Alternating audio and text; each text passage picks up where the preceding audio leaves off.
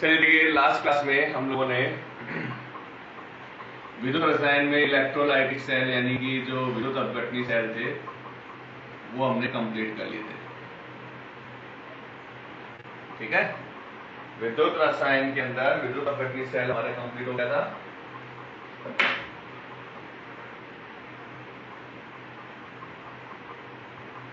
और अब हम आज करेंगे विद्युत रासायनिक सेल। तो विद्युत रासायनिक सेल जो था इलेक्ट्रोकेमिकल सेल, जो हम पहले भी कर चुके हैं 11th क्लास के अंदर, पूरा पूरा होगा वही टॉपिक है, विद्युत रासायनिक सेल। क्या होता है विद्युत रासायनिक सेल के अंदर, जिसको अपन गैल्वेनिक सेल भी बोलते हैं। ये दो अलग अलग कंटेनर लेते हैं। एक कंटेनर के अंदर मैंने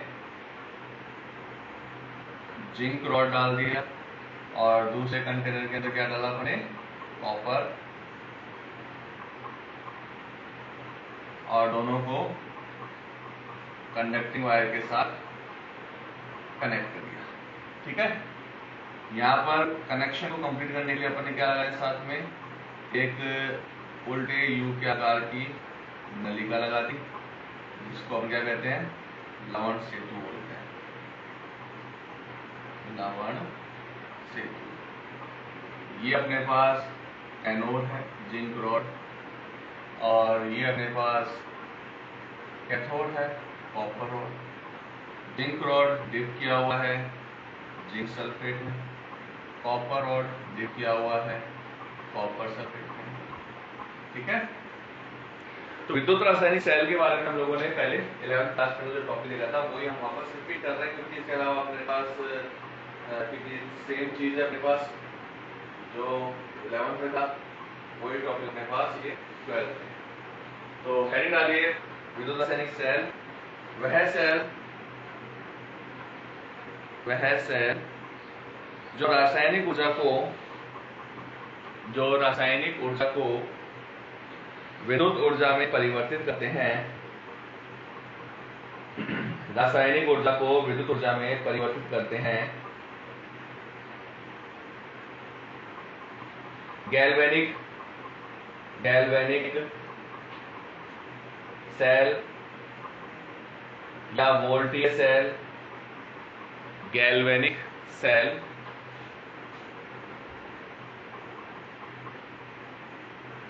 या वोल्टीय सेल या विद्युत रासायनिक सेल कहलाते हैं। विद्युत रासायनिक सेल कहलाते हैं।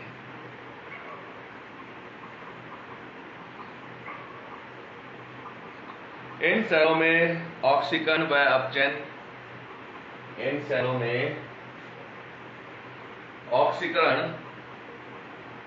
व अपचयन अभिक्रियाएं पृथक पात्रों में होती है, जिन्हें अर्ध सेल कहते हैं।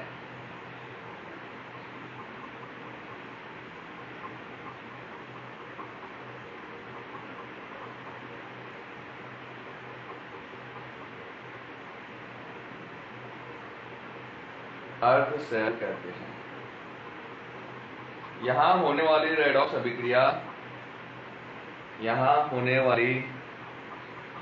अभिक्रिया स्वतः होती है। यहां होने वाली रेडॉक्स अभिक्रिया स्वतः होती है।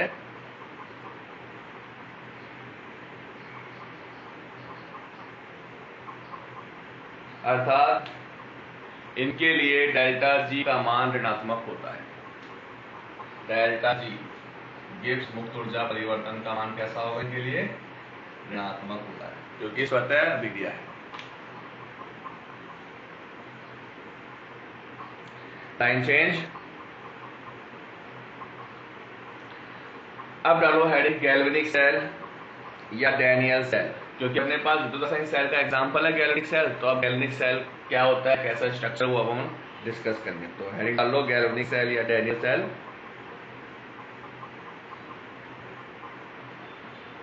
इस सेल में जिंक धातु की छड़ को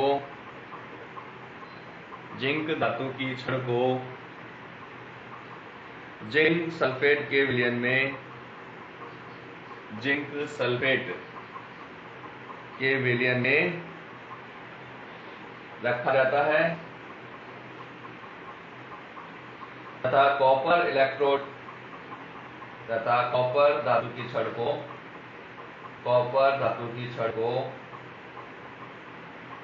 कॉपर सल्फेट विलयन में रखा जाता है। कॉपर सल्फेट विलयन में रखा जाता है।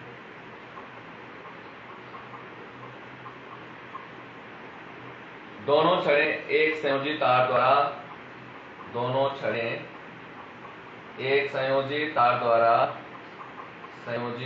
द्वारा एमीटर अथवा वोल्टमीटर से जुड़ी रहती हैं।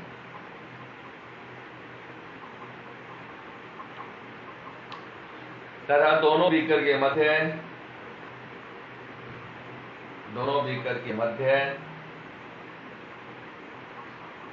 एक उल्टे यू के आकार की नली लगी होती है। उल्टे यू के आकार की नली लगी रहती है जिसे लवण सेतु कहते हैं।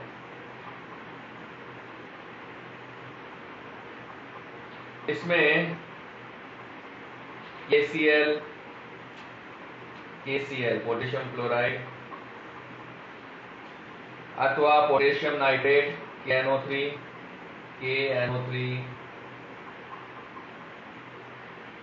अथवा अमोनियम नाइट्रेट NH4NO3 का संतृप्त विलयन भरा होता है।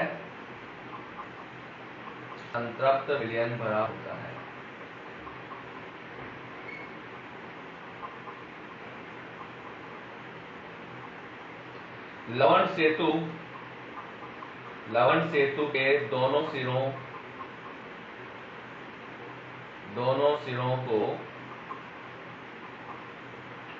कॉटन से बंद कर देते हैं।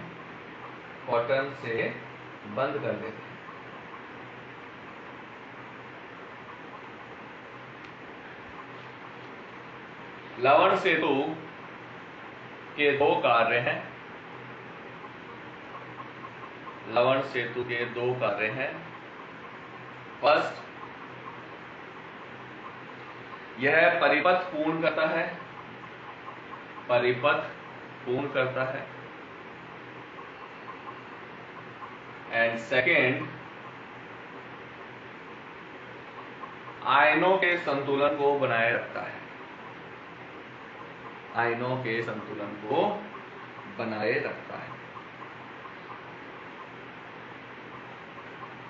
ठीक है, फिर लाइन चेंज करो।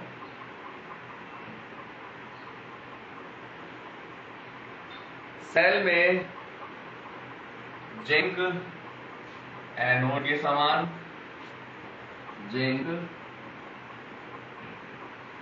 के समान कार्य करता है। जहां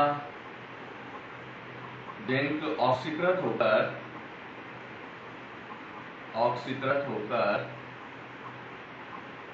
जिंक +2 आयन के रूप में विलयन में चला जाता है और इलेक्ट्रॉन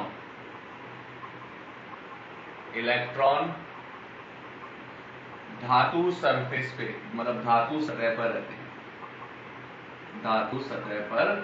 रहते हैं।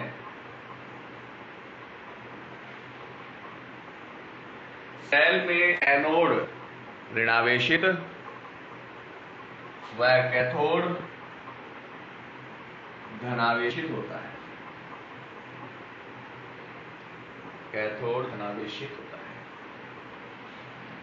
यह इलेक्ट्रॉन यह इलेक्ट्रॉन संयोजी तार के द्वारा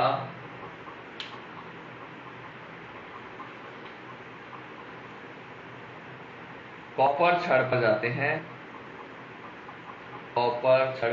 हैं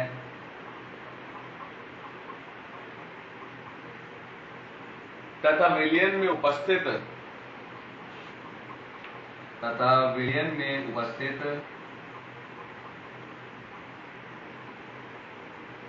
कॉपर +2 आयन इलेक्ट्रॉन ग्रहण कर धातु सतह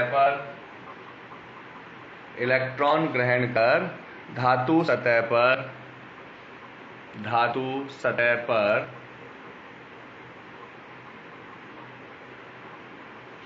अपचयित हो जाते हैं।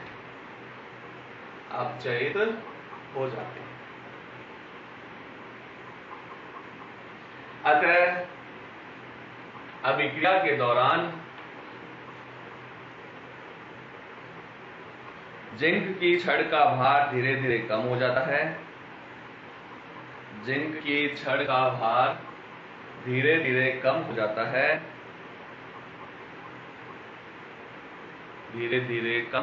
है।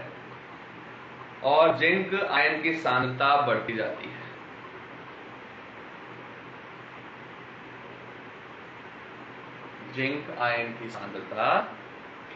जाती है। जबकि कॉपर छड़ पर और अधिक कॉपर निक्षेपित हो जाता है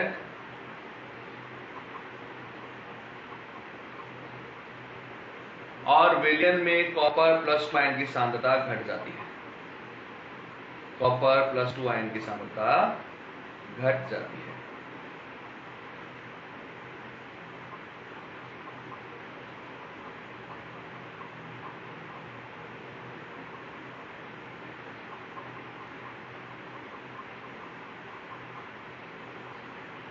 इलेक्ट्रॉन का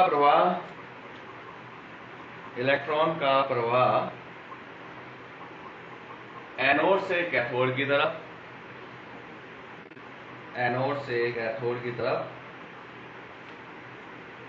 तथा धारा का प्रवाह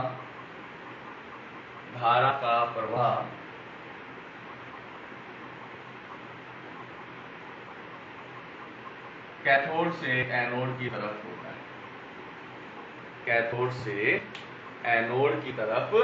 होता है। ठीक है भाई। देखो ये जो गैल्वेनिक सेल है ये बहुत बार एग्जाम में पूछा हुआ है। क्या पूछते हैं इसके अंदर? इसकी अभिक्रिया पूछते हैं, या अपने पास इसका डायग्राम पूछते हैं। ठीक है, डायग्राम के साथ अभिक्रिया पूछते हैं। लेकिन ये जो अभिक्रिया है ये बहुत बार आई हुई है। तो एनोड और कैथोड की अभिक्रिया होगी, फिर हम लिखेंगे नेट सेल अभिक्रिया भी लिखेंगे साथ में। नीचे दिखेगा नहीं आप लोगों को, इसमें यहाँ लिख रहा हूँ नेट सेल अभिक्रिया क्या होगी? जिंक प्लस कॉपर जलीय विलयन, इससे बन जाएगा जिंक +2 आयन जलीय विलयन और कॉपर।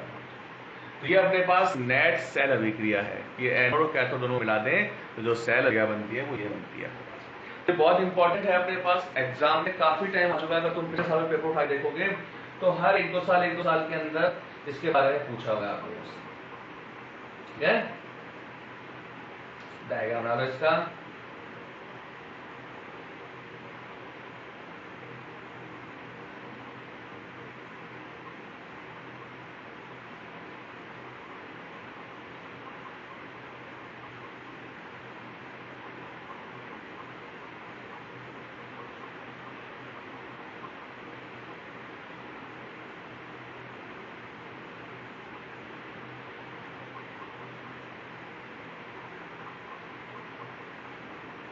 फिर लिखो इसके आगे लाइन चिन्ह करके। जब गैल्वेनिक सेल पर लगाया गया बाह्य विभव 1.1 वोल्ट से कम हो, 1.1 वोल्ट से कम हो तो अभिक्रिया चलती रहती है, अभिक्रिया चलती रहती है और इलेक्ट्रॉनों का प्रवाह जिंक छड़ से कॉपर छड़ की ओर होता है। इलेक्ट्रॉनों का प्रवाह जिंक छड़ से कॉपर छड़ की ओर होता है।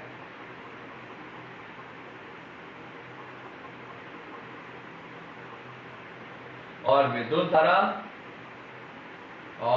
धारा कॉपर से जिंक की ओर प्रवाहित होती है, कॉपर से जिंक की ओर प्रवाहित होती है।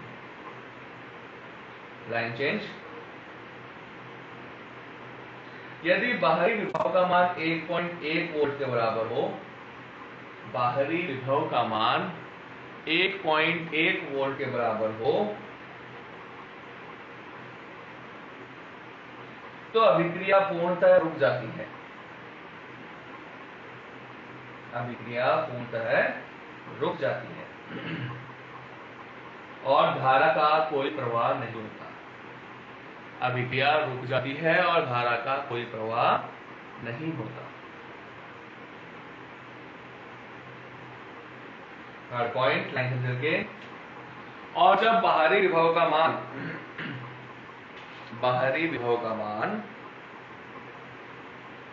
1.1 से अधिक हो, 1.1 से अधिक हो तो अभिक्रिया विपरीत दिशा में प्रारंभ हो जाती है, अभिक्रिया विपरीत दिशा में प्रारंभ हो जाती है। ठीक है, देखो तुम लोग आगे जाके तुमने देखा भी, फिक्स भी किया हो तुमने कि जिंक और कॉपर इलेक्ट्रोड जो होता है इसका विभव जो होता है 1.1 वोल्ट होता है ना। तो अगर बाहरी विभव 1.1 से कम है तो धारा प्रवाहित होती रहेगी। 1.1 के बराबर हो गया तो उस कंडीशन में क्या होगा, अपने पास अभिक्रिया रुक जाएगी। और 1.1 से ज्यादा भारी विभव लगा दिया तो अभिक्रिया विपरीत दिशा में प्रारंभ हो जाती है। ठीक है, तो ये हो गया अपने पास बाहरी विभव का प्रभाव। अब इसके अंदर अपन करेंगे सेल आरेख या गैल्वेनिक सेल का प्रदर्शन। तो सेल आरेख आप लोग पहले पढ़ चुके हैं 11th में, मैं इसकी थ्योरी लिखाऊंगा, डायरेक्ट सेल आरेख कैसे बनाते हैं वो बता रहा हूँ। देखो सेल आरेख कैसे लिखते हैं, बाईं तरफ तो बनाते हैं एनोड और दाईं तरफ क्या लिखते हैं, कैथोड। बाईं तरफ क्या लिखते हैं, एनोड, दाईं तरफ क्या लिखते हैं, कैथोड, ध्यान रखना। अब जब एनोड लिखा जाता है तो एनोड में पहले तो क्या लिखते हैं, धातु इलेक्ट्रोड। धातु इलेक्ट्रोड के रूप में क्या था एनोड में, जिंक।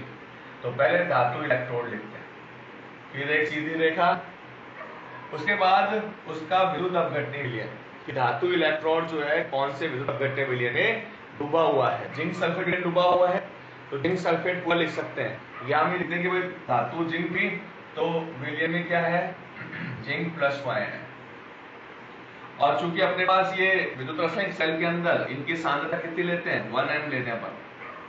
ठीक है, तो सांद्रता लिख देते हैं यहाँ पर, अगर 1m लिए तो 1m, नहीं तो अपन कुछ और सांद्रता भी हो सकती है, तो मैंने सांद्रता C1 लिख दिया। फिर दाईं तरफ क्या लिखते हैं, कैथोड। अब जब कैथोड लिखते हैं तो कैसे आता है, पहले विद्युत अपघटनीय विलयन लिखा जाता है, इसकी सांद्रता C2, और फिर धातु इलेक्ट्रोड को लिखा जाता है।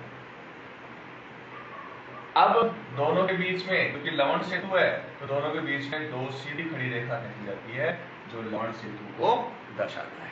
तो ये हमारे पास सेल आरेख है, एनोड बाईं तरफ, कैथोड दाईं तरफ लिखा जाता है। जब एनोड लिखते हैं तो पहले धातु इलेक्ट्रोड, उसका आयन और सांद्रता, फिर कैथोड के अंदर धातु आयन और इलेक्ट्रोड, और बीच में दो सीधी खड़ी रेखा। ठीक है ना, तो ये अपने पास हो गया सेल आरेख। नेक्स्ट क्लास में करेंगे हम इसका सेल विभव जो होता है वो कैसे ज्ञात करते हैं उसको डिस्कस करेंगे।